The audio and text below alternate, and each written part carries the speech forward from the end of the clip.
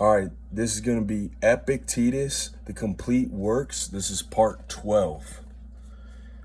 It's also good to be aware of one's aptitudes and abilities, so that in matters where you lack competence, you keep quiet and don't take it amiss if others do better at them than you. I mean, suppose you consider yourself to be better at syllogisms. If that annoys other people, you can soothe them by saying, I've studied them, you haven't. In the same way, in areas where expertise requires practice, you shouldn't expect to have the advantage over others that only practice delivers. Instead, you should acknowledge the advantage that old hands have and be content, retain your self-possession.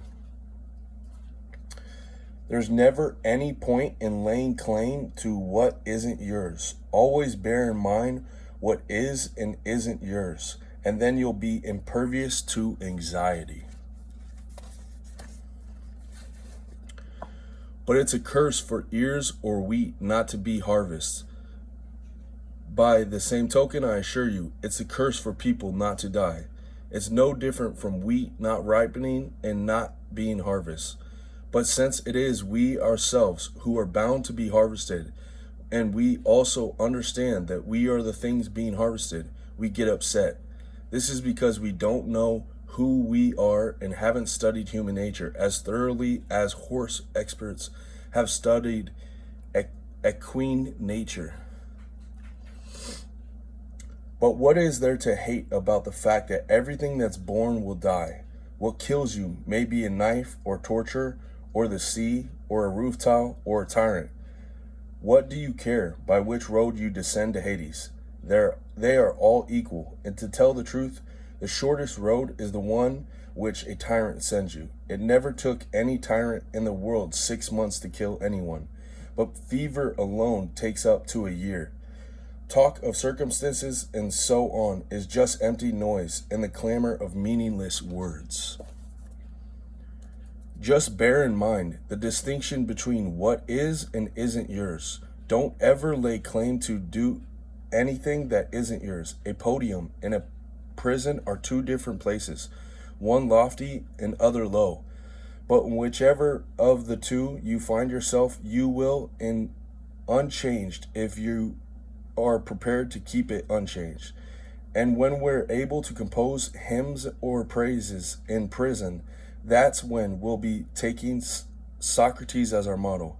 But the way we've been up until now, do you think we'll tolerate it if in prison someone asks us if we wanted to hear him read some hymns?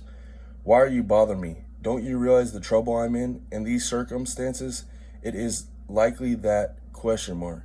What circumstances are those? I'm about to die. And is everyone else immortal?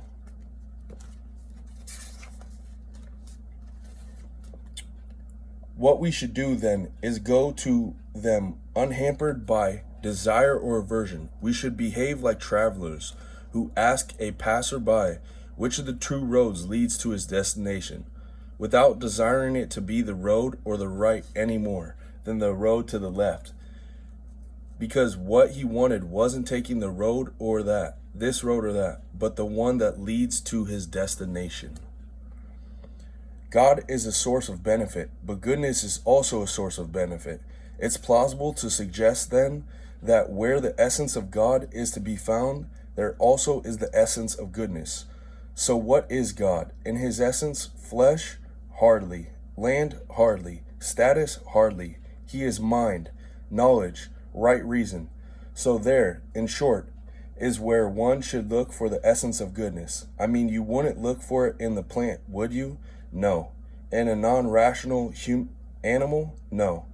So if you're looking for it in the realm of rational, why look anywhere else than what differentiates rational creatures from non-rational ones?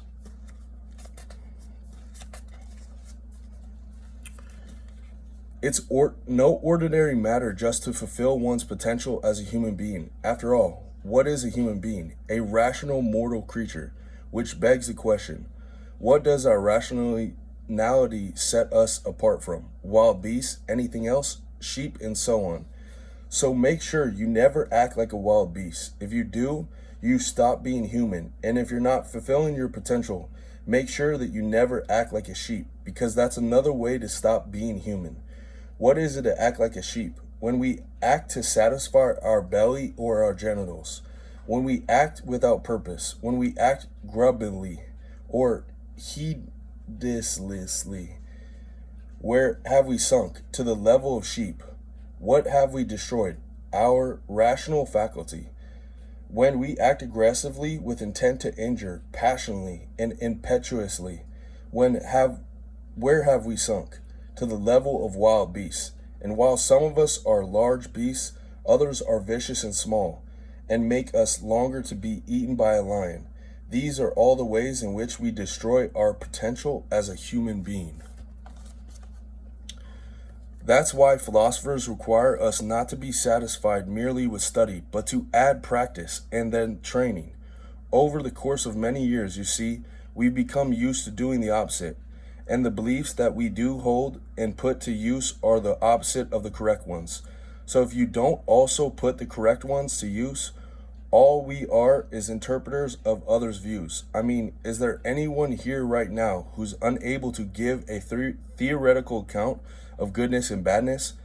Things are good, bad, or indifferent. The virtues and everything in which virtues play a part are good, and the opposites are bad. Indifference are the things like wealth, health, and status. But then, if this disquisition of ours is interrupted by a loud noise or by someone laughing at us, we lose our composure. So, philosopher, what happened to what you were just saying? Where are they coming from? These ideas that you're citing from your lips, that's all. Why are you defiling helpful principles that you haven't made your own? Why are you cheating in matters of uttermost importance?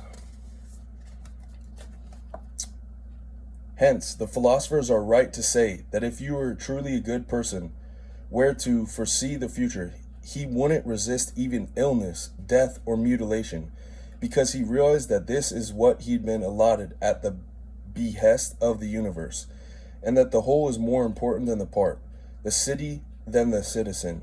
But as things are, since we lack such foreknowledge, what is appropriate is to stick with the things that naturally present themselves for our selection, because that's what we were born for.